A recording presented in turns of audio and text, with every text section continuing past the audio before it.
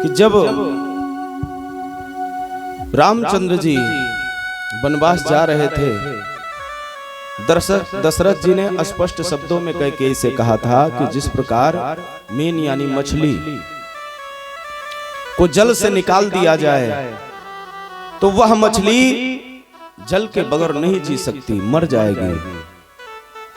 हे देवी, अगर तुम राम को मुझसे दूर कर रही हो तो मेरा भी प्राण नहीं बचेगा, क्योंकि मेरे प्राण में जो बसा है, मेरे आत्मा में जो बसा है, वो मेरा पुत्र राम बसा है। बाबा ने कहा, मन बिनु फाने जिमो जल बिनु मीना, फल मिल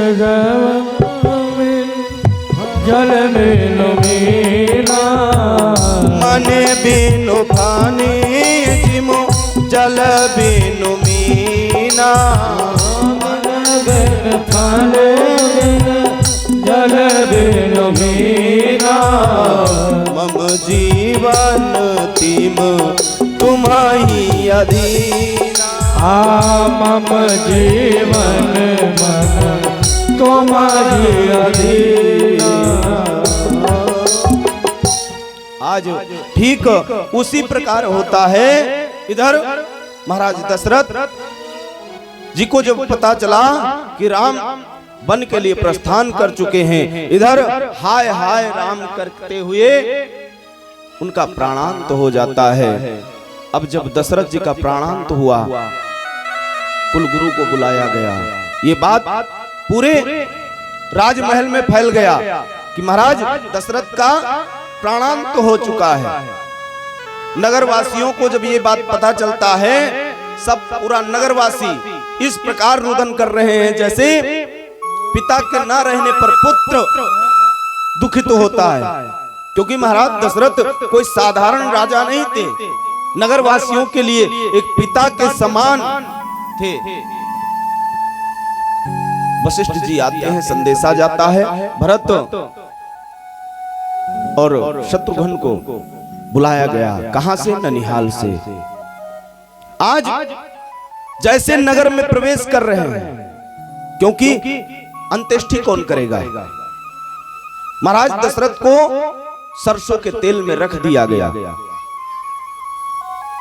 जैसे नगर में प्रवेश करते हैं जो नगरवासी जन हैं, आज सबके सब भरत जी को देख करके जो उत्साहित होते थे, प्रसन्न हो जाते थे, आज सब कोसना प्रारंभ कर रहे हैं। भरत जी को लगा कि आखिर हमारे नगर में हुआ क्या है, वजह क्या है, कारण क्या है। जो नगरवासी हमें देख करके प्रफुल्लित हो जाते थे, आनंदित हो जाते थे, प्रसन्न हो जाते थे, आज वो सब ना तो मुझसे बात कर रहे हैं, ना मेरा अभिवादन कर रहे हैं। और जैसे महल में प्रवेश किए, आज उनको ये बात जब पता चला कि राम को वनवास हो गया है, मानो उनका सर्वस्व खो गया हो,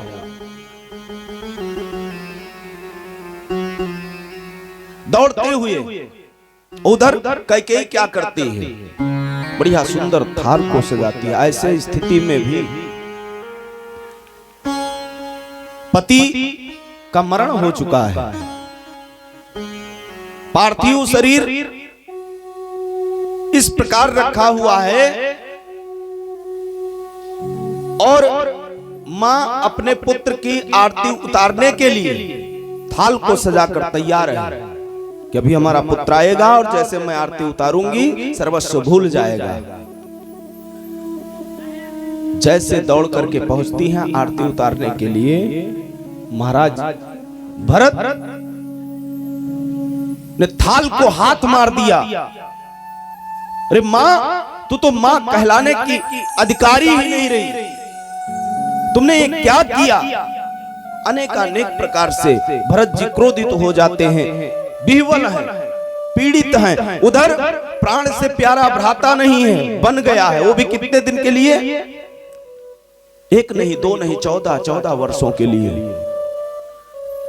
जिन भाभी को मां के रूप में मान रहे हैं, वह भाभी जिसका महावर भी नहीं उतरा था वह भी साथ में गई है, लखन भी नहीं है। ऐसी स्थिति में पूरा आज नगर मानो पूरे नगर का सर्वस्व खो गया हो, नष्ट हो गया हो। पूरा नगर स्तब्ध है, एक शब्द भी कोई नहीं बोल पा रहा है। अब उनका क्रोध शांत कौन करे? कुल गुरु को आगे किया गया। वशिष्ठ जी पहुंचते हैं, भरत जी को समझाते हैं। ये सब विधना का विधान है, कोई नहीं टाल सकता। भरत, विधाता ने जो कुछ किया है ये लेख पहले से ही था, अनेक प्रकार से। सुनहु भरत भावी प्रबल, विधना का ये लेख है। बिलख कहो मुनिनाथ, आज मुनि के भी नेत्रों में अश्रु है, बिलख। क्योंकि महाराज दशरथ मात्र उनके लिए शिष्य ही नहीं थे, क्योंकि जो पूरे राज्य को चला रहा हो वो भी पूरे राज्य को अपने पुत्रों के समान जिसका पालन करता हो, अगर वह न रह जाए तो सच्चा गुरु वही होता है जो शिष्य के परिवार में अगर कुछ दुख प्राप्त हो और वह भी दुखित हो जाए। तो आज बिलख बिलख करके रुदन करते हुए मुनि के नेत्रों में अश्रु है और रुदन करते हुए भरत जी को समझा रहे हैं। क्या करूं भरत, कष्ट तो मुझे भी है, लेकिन विधना का लेख कौन बैठ सकता है? ये सबको प्राप्त होता है। हानि लाभ जीवन मरण, हानि है तो लाभ होगा, जन्म हुआ है तो मरण निश्चित है। बिलख बिलख करके आज वशिष्ठ जी समझाते हैं। सुनहु भरत भावी प्रबल, बिलख कहो मुनिनाथ। हानि लाभ जीवनु मरणु, जसु अपजसु विधि हाथ। लेकिन भरत जी इतना द्रवित हैं, इतना करुणा से भरे हुए हैं, क्योंकि मां ने क्या किया है बार बार वो सोच रहे हैं। मां ने तो जो किया सो किया, प्राणों से भी प्यारा भाई वनवास में है, और इधर इस प्रकार विपदा है कि पिता भी नहीं है। आज भरत जी बहुत दुखित हैं। मुनि ने बार बार समझाया। अंतो गत्वा महाराज दशरथ का अंत्येष्टि होता है। 14वें दिन श्रद्धांजलि होती है। एक खबर आज समय व्यतीत हो रहा है, रामचंद्र जी को प्राप्त हुआ। रामचंद्र जी ने हर प्रकार से जब उनको ये संदेशा मिलता है कि मेरे पिता नहीं रहे, उन्होंने भी तिलांजलि दी। हर प्रकार जो भी उनको श्राद्ध कर्म इत्यादि करना था करते हैं। और जब जाकर चित्रकूट पहुंचे राम जी, इधर भरत एक दिन अयोध्या में नहीं रहना चाहता, बस एक ही मन में लालसा, कितनी जल्दी मैं जाऊं, भैया को मना करके वापस ले आऊं, क्योंकि अब तो हमारे पिता भी नहीं रहे, हमारे ऊपर किसी का छत्र छाया भी नहीं रहा। दौड़ते हैं पूरे अयोध्या के साथ, जिस मार्ग से राम जी गए थे ठीक उसी मार्ग से भरत जी, सुमंत इत्यादि अनेक सैनिक गण हैं। भरत जी ने विचार किया कि आखिर मेरे भाई पैदल ही गए होंगे ना, मैं रथ पे बैठ के कैसे जाऊं। माताओं को साथ में लिया, माताओं को रथ में बिठाया। उधर महाराज जनक को जब पता चलता है तो महाराज जनक जैसे संबंधी होने का रिश्ता का निर्वाहन करना चाहिए, ठीक उसी प्रकार महाराज जनक निर्वाहन कर रहे हैं। आज सबके सब तीनों रानियां वैधव्य को प्राप्त होती हैं और वैधव्य को प्राप्त होते हुए भी रथ में आरूढ़ होती हैं। गुरुदेव वशिष्ठ हैं, महाराज जनक हैं, सबके सब। भैया इधर ध्यान दो, इधर उतने ध्यान दे लो कोई भक्तजन। प्रेम से बोलिए राघवेंद्र सरकार की हो सकत है, क्योंकि अक्सर बाबा लोग और महंत लोग जब मरते हैं तो कुत्ते होते हैं। यहू के एक कहानी, उचिष्ठ, उचिष्ठ मतलब झूठा, झूठा नहीं झूठा, झूठा। उचिष्ठ भोजनः स्वानः, इसकी भी एक कथा है। आजकल देखे हुई हो, जो कोई मंत्र देता है ना, मंत्र तो मंत्र सभे तो दे ना पाई। मंत्र जो देता है वो लगभग अपने शिष्यों को अपना जूठन खिलाता है और शिष्य सब प्रसाद के रूप में अपने गुरु का जूठन खाते भी हैं। ये शिष्य की भक्ति है। लेकिन गुरु को अपने शिष्य को जूठन नहीं देना चाहिए। क्यों नहीं देना चाहिए आखिर? भाई अगर प्रसाद शिष्य को नहीं मिला तो फिर वो शिष्य कैसा? एक ने प्रश्न किया, महाराज आखिर क्यों जूठन नहीं खाना चाहिए? महाराज ने समझाया, शिष्य को परमात्मा का लिया हुआ स्वाद यानी जो भोग लगाया गया है, यानी परमात्मा का लिया हुआ स्वाद यानी प्रसाद और चरणोदक गुरु को अपने शिष्य को देना चाहिए खाने और पान के लिए। क्यों महाराज ऐसा क्यों? मैंने तो सुना है कि जो गुरु होता है वो अपने शिष्य को जूठन जब तक ना खिलाए और शिष्य जब तक जूठन ना खाए तब तक वो शिष्य नहीं पक्का और वो गुरु नहीं पक्के। तो महाराज ने बताया कि जो जूठा खिलाता है या खाता है, और अक्सर महंत हो या संत हो या गुरु हो अपने शिष्यों को जूठन देते अवश्य है। शिष्य तो भक्ति भाव में, महाराज थोड़ा प्रसाद हमको भी दे दीजिए, अपना जूठा मिल जाए, आपका जूठा अगर हमें मिल जाएगा जीवन धन्य हो जाएगा। अब गुरु समझाते नहीं है वहां पर शिष्य को कि जूठन नहीं खाना चाहिए, अगर खाना है तो इनका खाओ, मेरा नहीं। इनका खाओगे तो मेरा भी जीवन धन्य हो जाएगा और तुम्हारा भी जीवन धन्य हो जाएगा। और भर भर के थरिया भर भोजन ले आए, तनिकस खाई है और बाकी कुल थरिया भर आए दे हैं, ले जाओ घर भर जो है जूठन खाओ। लेकिन जो गुरु जूठन खाता है या खिलाता है, यानी खाली खिलाने वाले को ही नहीं, जो खाता है वो भी स्वान यानी कुत्ता, जब उसकी मृत्यु होती है और उसके बाद जब उसको दूसरा जन्म प्राप्त होता है तो कुत्ते की यौन में उसका जन्म होता है। और जो गुरु अपने शिष्य को जूठन खिलाता है वो बिल्कुल ग्राम सिंह बनकर तैयार हो। ग्राम सिंह मतलब कोई आए जाए हरदम, कोनो बाबा अगर आएगा तो जान पड़ता पुराना कोनो संबंध है तुरंत भूख चालू। और कहूं अगर पंडित महाराज आए और कहूं झूठ है, अगर शंख बजाए दे शंख चालू। आप न मानिए, यहाँ आरती जब होती होगी तो निश्चित रूप से एक दो कुत्ता जरूर चें पे करत हुई है। क्यों? क्यों?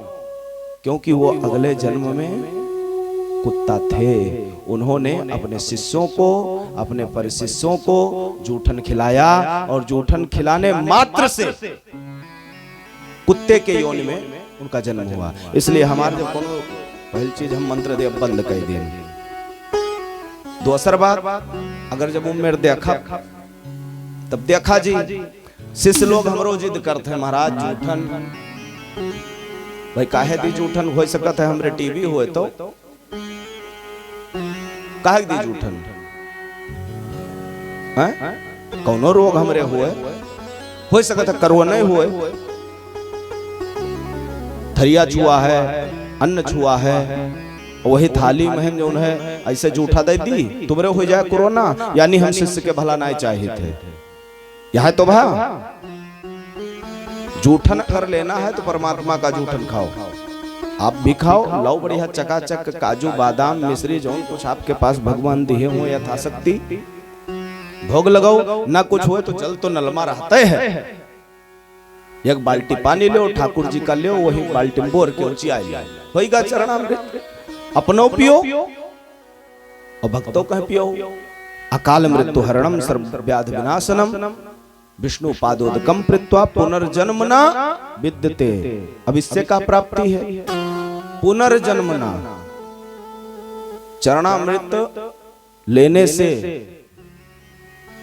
दूसरा जन्म नहीं होता है, यानी सदगति, और जी का दोसर जन्म न हो सदगति हो जाए।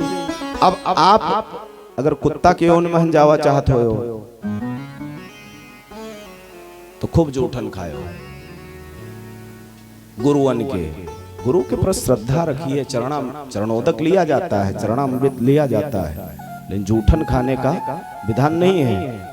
गुरु के चरणों में समस्त तीर्थ वास करते हैं, गंगादि नदियां समुद्र इत्यादि जितने भी पृथ्वी पर तीर्थ हैं, सारे तीर्थ गुरु के दाहिने चरण के अंगूठे में वास करते हैं। और चरण धुलने का मतलब ये हुआ हम समस्त तीर्थों का चरणोदक ले रहे हैं, उसमें गंगा यमुना सरस्वती क्षिप्रा इत्यादि जो भी नदियां सब आ गई, उसको जब आप पान करेंगे तो आपका भी कल्याण होगा। और अगर गुरु धार्मिक है, भजनानंदी है, तो उसका भी कल्याण होगा। लेकिन अगर भूल चूक से जूठ खायो या खवायो, यहां तक बताया गया कि अपना जूठा अपने पुत्र को भी नहीं देना चाहिए। बहुत जन के आदत होता है, 2 कौर खैया उठा के थरिया छोड़ दे, जाओ घर भर वही भोग लगाओ। बहुत जन के अब तो फैशन बनी गया है भैया, मेहरुआ जूठ अगर ना खाओ यानी प्रेम ही नहीं करता। अभी कौन प्रेम है? ये कौन प्रेम है? ये कोनो स्नेह है भैया? कुकुर भोजो कहे कोनो स्नेह कहा था। और पत्नी इतनी भ्रष्ट, चलो वो पति आए परमेश्वर आए, पति परमेश्वर आए नमः, पति भाई परमेश्वर का रूप है, उसका जूठन खाना चाहिए। लेकिन अब पत्नी अगर आपन जूठ भाई वही थरियम तुम खाओ, वही थरियम एक थरियम बैठ के दोनों जने खाओ, तो अरे धस गए वही पति और धस गए वही पत्नी। जीते जी गाड़ दिहो अपने बाप महतारी कहन, तक अब सौभाग्य के काम ना करो, तक कहा हमारे लड़कवा नालायक होगा। अरे कहाँ से नालायक न हुई? जब तुम्हें लायक नहीं हो तो लड़के कहाँ लायक रही हैं? प्रेम से बोलिए राघवेंद्र सरकार की।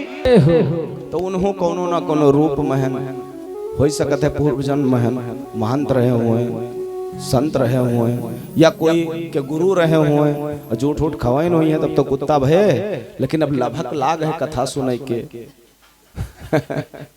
दूर से शायद ना समझ पावत है, तो आज किनारे बैठ जाई हैं, कभी मंच के नीचे व्यासासन के नीचे बैठ जाई हैं, उन्होंने अपन जीवन कृत्य कर रहे हैं।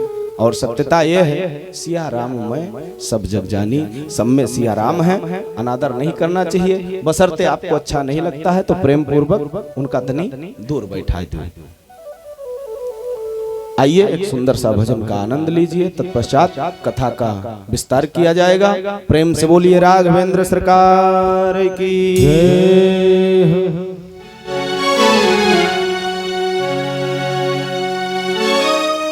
ज्योत जली तो ज्ञान